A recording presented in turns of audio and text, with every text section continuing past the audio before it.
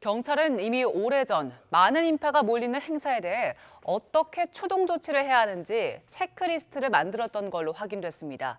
리스트가 있긴 했지만 정작 이번 이태원 현장에서는 대부분 지켜지지 않았습니다. 김철희 기자가 하나하나 따져봤습니다.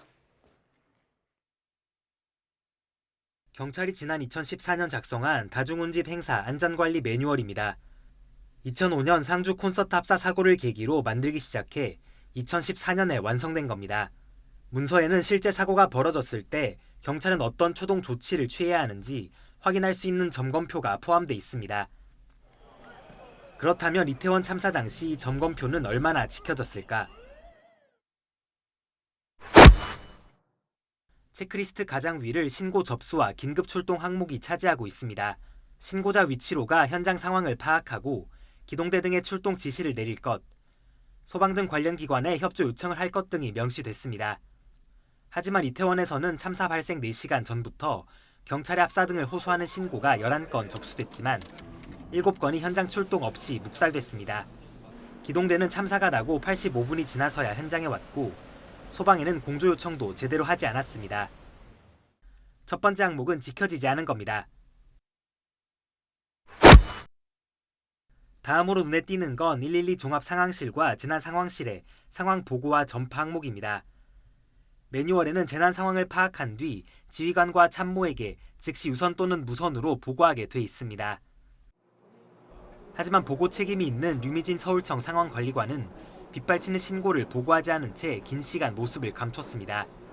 결국 서울청 상황실의 공식 보고는 자정이 넘어서야 처음으로 이뤄졌습니다. 유미진 총령이 언제부터 자리 비운지 알고 계십니까? 몇 시부터 근무인지는 아시죠? 후반 근무이기 때문에 전반 근무입니다. 18시부터 01시까지. 예, 그렇습니다. 두 번째 항목 역시 지켜지지 않았습니다. 체크리스트 가장 마지막에는 현장 지휘와 지원이 원활하게 이루어졌는지 점검하게 돼 있습니다.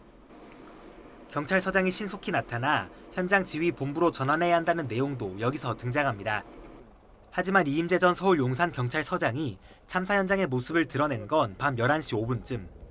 차량 이동을 고집하느라 현장 도착은 1시간 가까이 지체됐고 현장 지휘본부 전환도 당연히 없었습니다. 용산 서장은 1시간 20분 동안 뭐하고 서울청장한테 11시 36분에 보고를 하죠? 이거에 대해서 이게 제정신입니까?